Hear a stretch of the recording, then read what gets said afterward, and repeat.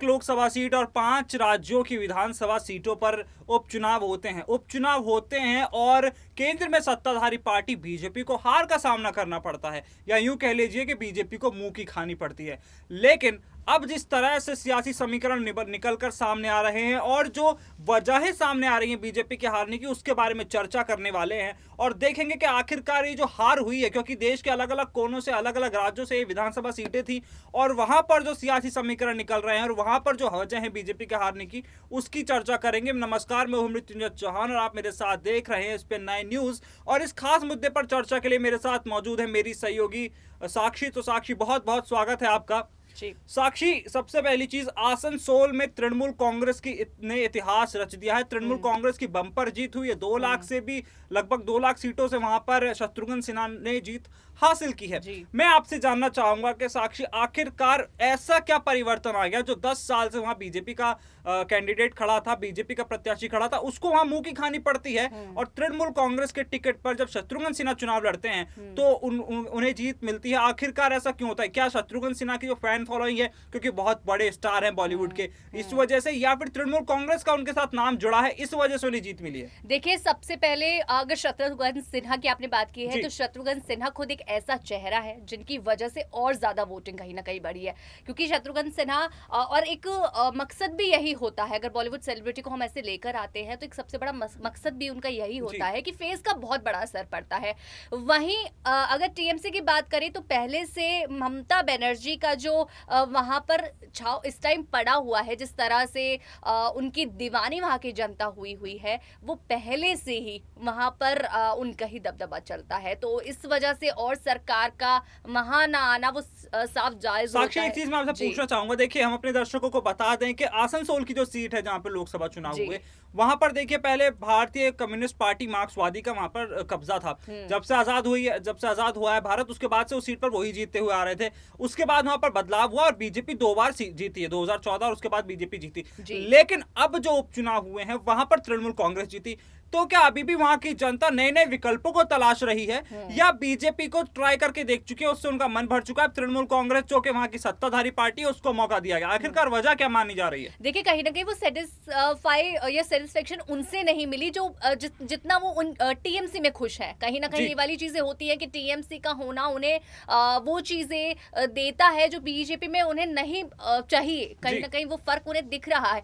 ऐसा नहीं है, देखिए बीजेपी का क्या है कि और भी कई सारे राज्यों में है, उनका अलग है, वहाँ की जो भी चीज़ें उनको प्रोवाइड की जाते हैं, जो भी चीज़ों की उनकी मांग होती है, लेकिन वहाँ का अलग ही है। बंगाल का अगर हम देखें, वहाँ की टीएमसी ने जो भी काम किया है उसको लेकर अब चेंज वो नहीं चाहते हैं। देखिए, होता तो जनता के हाथ में है कि वो कौन सी सरकार चाहती है। उनको टीएमसी ठीक लगती है, उस वजह से उन्होंने टीएमसी को वोट दिया है। बाकी थोड़ी सी बात चेहरे की वहीं अगर साक्षी, देखिए आपने ये लोकसभा सीट की बात की, वहीं अगर हम बाकी लोकसभा विधानसभा सीटों की बात करें, महाराष्ट्र की बात करें, हम छत्तीसगढ़ की बात करें, बिहार की बात करें, देखिए महाराष्ट्र में महाविकास अघाड़ी की सरकार है, देखिए अलायंस की सरकार है। वहां पर 3 दलों के खिलाफ बीजेपी ने चुनाव लड़ा। हालांकि उस सीट पर पहले भी कांग्रेस के प्रत्याशी थे जिनका निधन हुआ, उसके बाद उपचुनाव हुआ।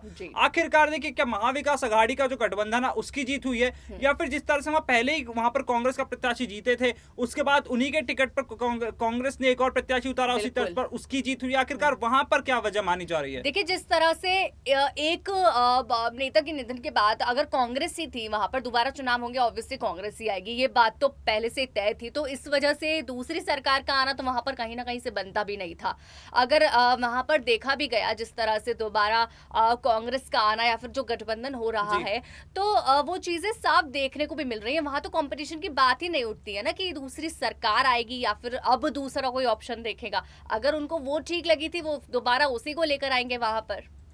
तो लेकिन साक्षी, एक बात बताइए कि क्या नए विकल्प को नहीं तलाशना चाहिए था? हो सकता है वहां बीजेपी जीत के, क्योंकि देखिए महाराष्ट्र की जो बात करें, महाराष्ट्र में जो प्रत्याशी जीते हैं वो लगभग 18,800 वोटों से। जी। तो क्या ऐसा हो सकता था, ये अंतर या तो और कम हो सकता था? आखिरकार ये जो अंतर है 18,800, क्योंकि विधानसभा है, हम लोकसभा चुनावों के नजरिए से भी इस चीज को देख रहे हैं। आखिरकार जो 5 लोग विधानसभा हैं, आखिरकार ये लोकसभा चुनावों पर क्या असर डालेंगे फिर?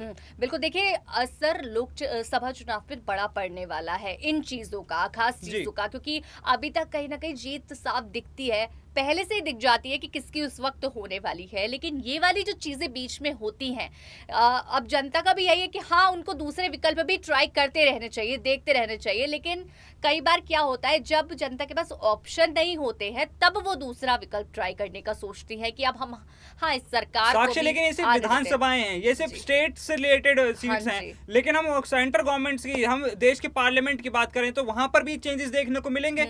उस चीज के बारे में मैं जानना चाहता हूँ। जी बिल्कुल, देखिए चेंजेस हो सकता है देखने को मिले, अगर विकल्प में अगर उनके दूसरे चेंजेस होते हैं तो वहां पर भी चेंज देखने को मिल सकते हैं, जी। जिसका बड़ा फर्क आगे भी लोकसभा में पड़ सकता है इसके बाद। तो ये एक काफी बड़ी चीज हो जाएगी। जिस तरह से अगर बार बार चेंज आएंगे तो वही देखने वाली बात होगी कि क्या चेंजेस आते हैं उस पे। साक्षी, अगर बिहार की बात कर लें जहां पर आरजेडी ने जीत हासिल की, देखिए आरजेडी जिस तरह से मजबूती के साथ इस वक्त बिहार में अपनी पकड़ बना रही है, जिस मजबूती से इस बार उभर कर आ रही है आरजेडी, ये माना जा रहा है कि आरजेडी हो सकता है आगे आने वाले चुनाव में कड़ी टक्कर देती नजर आए। वहीं अगर इस बात को हम लेकर चलें कि जहां पर देखिए वहां पर पहले बीजेपी की प्रत्याशी थी और बीजेपी की प्रत्याशी को हराकर उन्होंने वहां पर देखिए आरजेडी ने अपनी स्थिति को मजबूत किया है, तो क्या ये आरजेडी के अच्छे दिनों और बीजेपी के बुरे दिनों का जो टाइमर है वो शुरू हो चुका है वहां पर? देखिए कहीं ना कहीं जिस तरह से बीजेपी के लगातार जीत के बाद अब कोई हार देखने को मिल रही है, तो वहां कहीं ना कहीं ये चीजें हैं कि जनता नए विकल्प नहीं चाहती, या वहां के लोग जो है वो नए विकल्प नहीं चाहते, वही चीजें है ना। तो अब जिस तरह से आरजेडी की वहां जीत देखी गई और बीजेपी की हार देखी गई, तो इन चीजों पे कहीं ना कहीं बीजेपी थोड़ा सोचेगी भी और थोड़ा सा पीछे हट जाएगी। हालांकि उन्हें पीछे नहीं हटना चाहिए इन चीजों पर, फिर भी लगातार ट्राई करते रहना चाहिए, क्योंकि कुछ नहीं पता लगता कब दूसरा ऑप्शन तैयार रहे, दूसरा ऑप्शन तैयार रहे। लेकिन देखिए एक चीज पर और आपका ध्यान खींचना चाहूंगा मैं, जो खैरागढ़ सीट है छत्तीसगढ़ की, जहां पर भी विधान उपचुनाव हुए थे, उस सीट की अगर साक्षी बात की जाए तो वहां पर देखिए जो खैरागढ़ रियासत थी, वहां का जो खानदान था उसका वहां पर हमेशा से कब्जा रहा। वो देखिए जब पहली पार्लियामेंट बनी थी उसमें सांसद भी रहे थे और लगातार उनका जो देश की राजनीति में देखिए अच्छी खासी पकड़ रही है और अच्छा खासा नाम रहा है। चाहे आप 1947 से बात करें आज के चुनाव की, वहां पर भी उसी परिवार की जीत दोबारा हुई। तो यहाँ पर यह माना जाए कि बीजेपी कॉम्पिटिशन में नहीं थी इसलिए हारी, या बीजेपी देखिए कड़ी टक्कर दे सकती थी इसलिए हारी? आखिर वहां पर क्या सियासी समीकरण देखने को मिला था? बिल्कुल, देखिए बीजेपी का कंपटीशन कभी कभी कुछ ऐसा होता है कि उनको पता है कि अगर हमें यहाँ नहीं मिलेगी बिल्कुल भी कोई सीटें, तो वो क्यों वहां पर लड़ेंगे। या जब ऐसा होता है कि पता है